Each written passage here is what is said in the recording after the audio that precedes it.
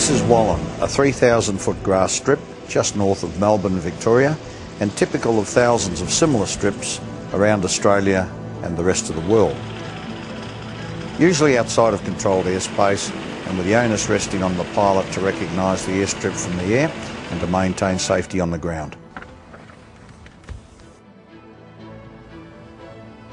Hello, I'm Dr. Barry Rogers, Chairman of Visual Signals and the inventor of the unique crystals that power these beacons. Although an Australian invention, industry around the world now provides a range of products utilising these photoluminescent crystals integrated into paints, plastics and other composite materials, mainly for the use in the areas of safety, recognition and guidance.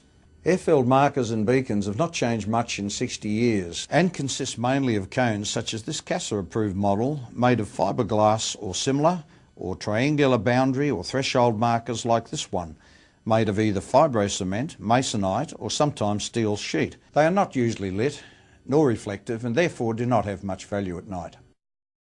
The advantage of visual signals, markers and beacons is that they are made from a very tough polymer called coatine with light-emitting crystals integrated into it.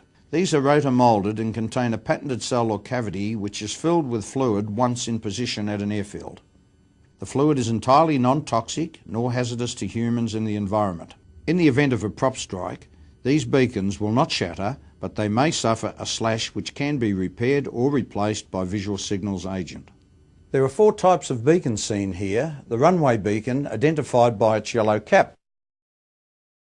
The taxiway cone, which is white by day but glows blue at night. The boundary runway vector marker, in this case indicating runway 18. And the blue glowing caps which are placed around windsocks, run-up areas, etc. A relatively short exposure to daylight or ultraviolet light will cause these markers or beacons to glow for up to 12 hours or more. Bright sunlight is not necessary. Ambient temperature also excites the crystals, thus 20 degrees plus will cause them to glow even in total darkness. Luminescent light is not measured in terms of watts but millicandelas, and its soft, distinctive glow will not dazzle the observer. The effect of the glow is visible from a distance even in daylight, making identification of the airfield easier for the pilot.